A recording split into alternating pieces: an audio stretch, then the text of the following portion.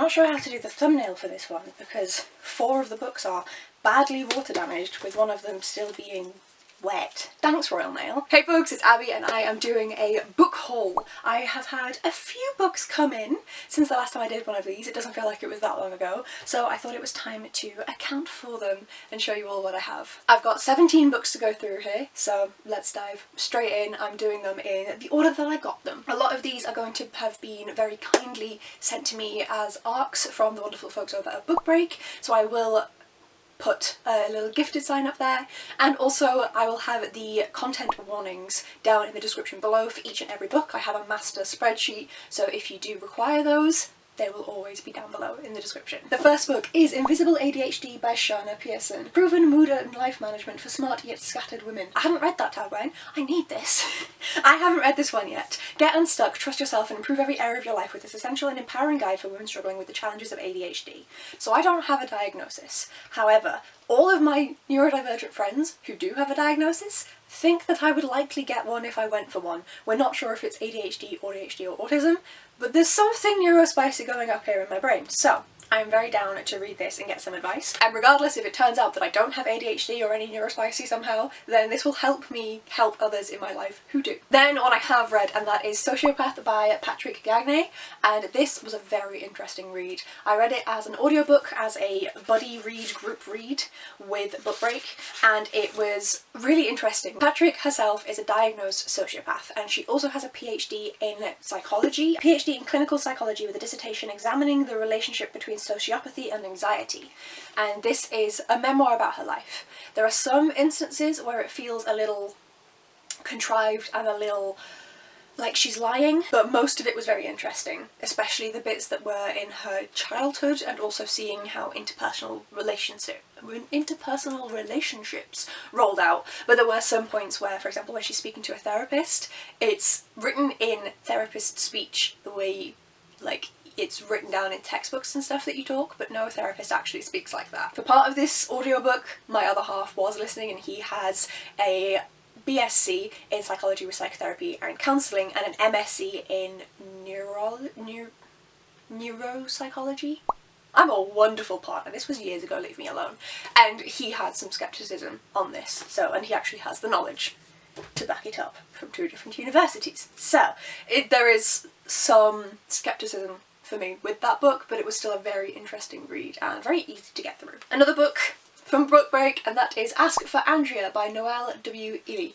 This was really good. It is following 3 women who were murdered by the same man who pretended he was going to go on a date with them, was flirting with them, and then murdered them. These 3 women are separate and come together in the end as their ghosts as they try to bring him down to stop him from doing this to anybody else. And it's a really interesting look at the impact of grief, of death, of sexual assault, of how people can seem so innocent and actually be like evil hiding behind this mask.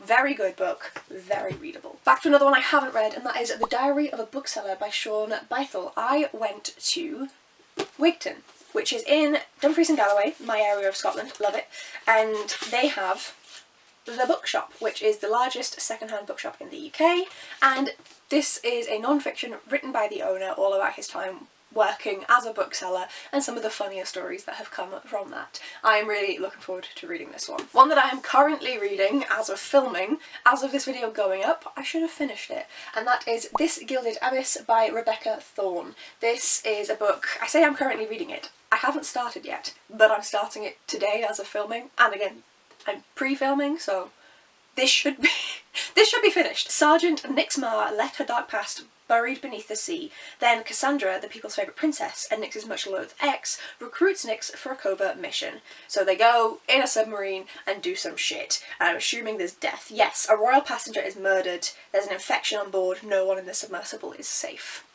I am looking forward to this one. Spiderlight by Adrian Tchaikovsky. This is a very interesting read. How does it... oh, my bookmark.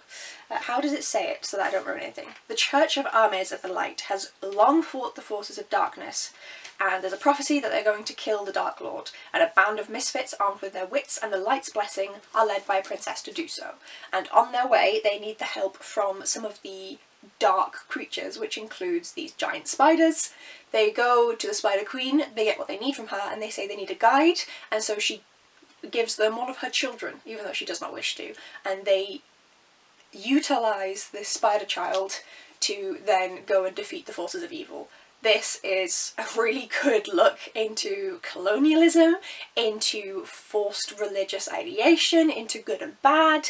Adrian Tchaikovsky, as always, adds so much into his work. Like, I really like his books. They're so good. They're so good. He's a new favourite author, I think. I'm not sure if he's quite at like the Derek Landy with Skullduggery and the Samantha Shannon level yet, but he's getting there. Another one I have read, and that is Katabasis by R.F. Kuang. There are two students who are at, is it Oxford? I've read it, I promise. I'm pretty sure it's Oxford. They are studying magic, and their tutor ends up dying from an accident with the magic, and they go into hell to try and get him back out into the world because they need him to succeed in their careers.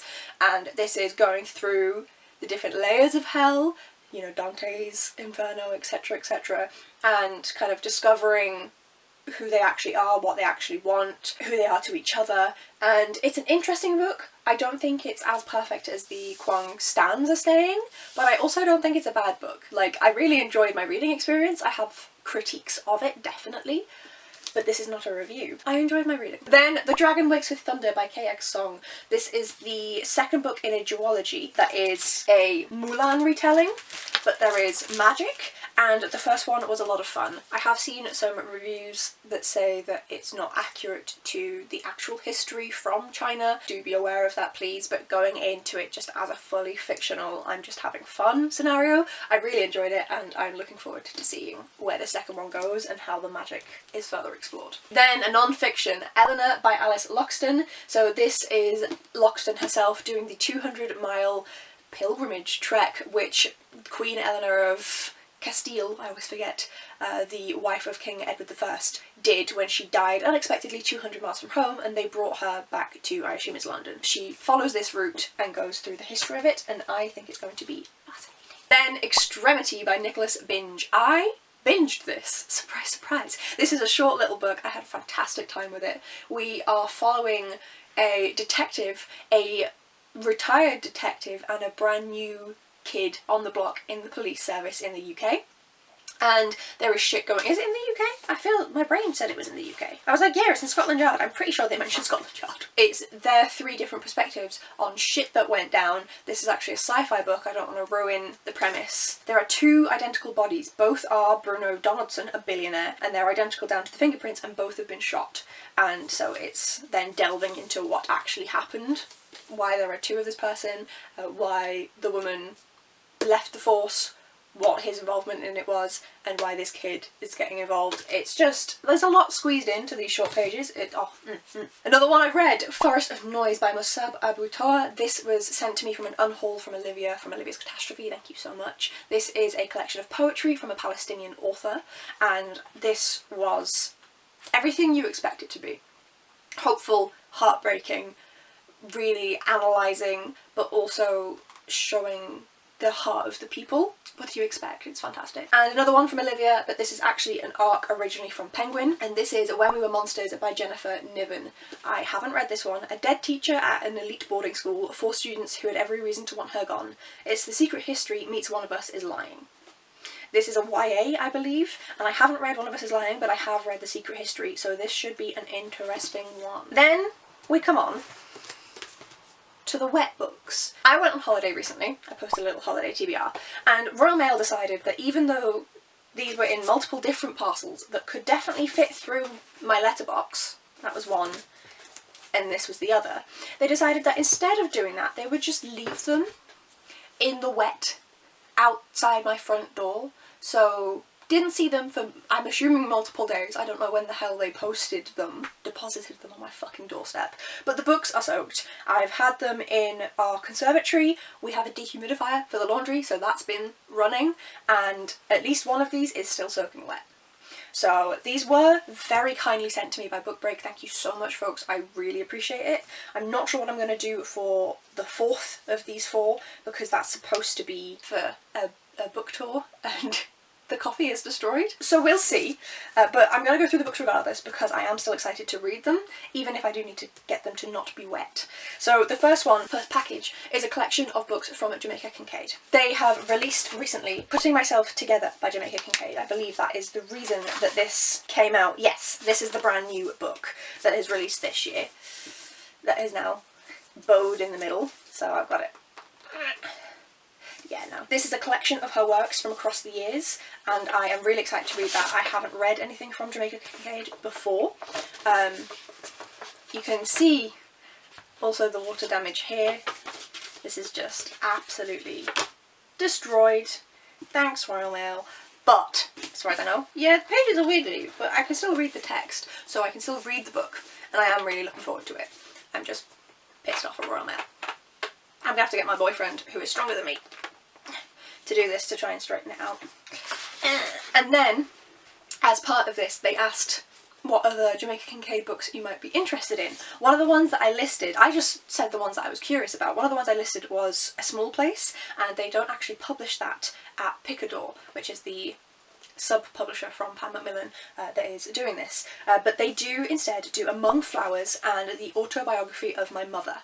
Of course, both by Jamaica Kincaid, and I am very interested in reading both of these, so thank you so much Picador and Book Break, because I am really looking forward to diving into Jamaica Kincaid. It's something that has been missing from my library, so I'm very grateful that I've had the chance to have this added. And these have at least, these were squiggly, like these were like wavy, so these have at least kind of calmed down a bit. I feel like the paperbacks have recovered better from the wetness. There is still some like staining here on both of them, but they're much better than they were, so that's good at least. And then this one is also from Book Break, but is a completely separate package, but this one is actually still wet, which I didn't realise until I picked it up. This is Cinder House by Freya Marske. I have loved what I've read so far from Freya Marske. It's been really fun, and so regardless of what this was about, I knew I wanted to read it. So this is a Cinderella story retelling. Ella is a haunting. She's murdered at 16, and her furious ghost is trapped in her father's house, invisible to everyone except from her stepmother and stepsisters.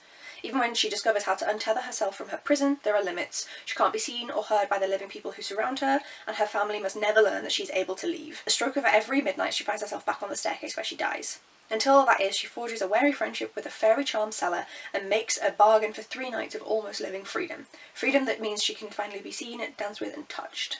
So this should be so much fun. Obviously it's a short little book, so I should be able to blast through it, and I really enjoyed Swordcrossed and A Marvellous Light. But yeah, this edition, unfortunately, if I don't touch the other books that aren't wet, this is actually still wet. And so is this one. A bit of the dust jacket's stuck, and yeah, this is still like physically wet. On the inside as well. Jesus Christ, Royal Mail. And yeah, there's bits where the dust jacket's stuck, and then the dust jacket, oof. I don't have a viewfinder, so I'm looking at a mirror reflecting of the camera, so I'm hoping you can see this. Just, oh, that's still wet as well. How have you been? That's how wet it was. It's been in an active dehumidifier in a conservatory for at least a day and a half, if not more. I have no concept of time, and it's still wet. My apologies to the folks over at Book Break. I'm not entirely sure how I'm going to do the blog tour post, because I obviously don't want to use a damaged book, but regardless, I'm incredibly grateful that you sent me any books at all, especially for all of the books that I've mentioned that have come from you folks in this list. Thank you so much. I don't know what I'm going to do. Can I read this one? Oh, no, it's stuck together. Oh, come on. It's readable. It's readable, so I can still read and review the book, which is the main thing. But yeah, I'm going to have to do something with this. And then I got the cutest parcel ever, and luckily it came the day that we were back in the UK. Well, they tried to deliver it multiple times, but DPD didn't decide to leave it in the wet on the ground. Thank you, DPD. And so I have The Menu of Happiness by Hisashi Kashiwa. I'm so excited to read this. This is the 3rd book in the Kamagawa Food Detective series. Does it say who translated it? No, I'm going to have to take the ribbon off. Goodbye, ribbon. Translated from the Japanese by Jessie Kirkwood. Wonderful. And I actually just read the 1st book in this series when I was on holiday. And so this is a translated Japanese fiction. We are following a old detective who's now retired, and he works in a cafe with his daughter. He's completely retired from the police service, but now people will somehow find the cafe, it's quite difficult to find, and go and ask for him to find this meal that they had once. They're all in Japan, but these meals are ones that they had years ago that was made by a very specific person, and they want the flavour of that. And so this man goes and finds exactly what they wanted, the location the food was sourced from, the emotions, the kind of whole environmental setup, and exactly how it was cooked. And he does that and obviously gets them this meal that they were looking for. But he also then explores the emotional side of things, why this person is wanting this meal, whether there's an emotional connection to it, and whether they need to forgive someone or remember someone. And it is beautiful. I loved it. I blasted through it in one sitting. Just couldn't put it down. So I am very excited for this one. The wet things are what I mean by I don't know how to do a photo, because I don't want the wet things with the dry things. Because the dry things are not damaged right now. Wish me luck for any sort of thumbnail, but excluding my wet friends, these are most of the 17 books that I got. I think this is 14 of the 17 books that I hauled in the past couple of months. Please do let me know which ones you think that I should pick up out of the ones that I haven't. Ah, well done. Oh, beautiful. I have read, after I collapse the pile, I have read 7 out of the 17, and 4 of them, was it 4? No, 5 of them arrived when I was away on holiday. So I thought that I only had 12 books and I've read 7 of them, which is just over half.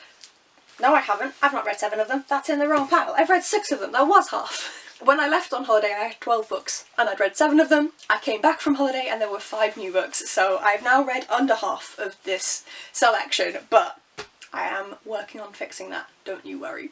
Let me know please if you have read any of these. I'd love to chat about them, and also let me know which of the ones I haven't read that I need to prioritise. Jamaica Kincaid obviously needs to get on my TBR, but unfortunately she, along with Freya Marsk, also needs to get back in the conservatory with the dehumidifier. So they might be waiting for a while. Thank you so much for watching folks, and I will hopefully see you all in the next video. Bye!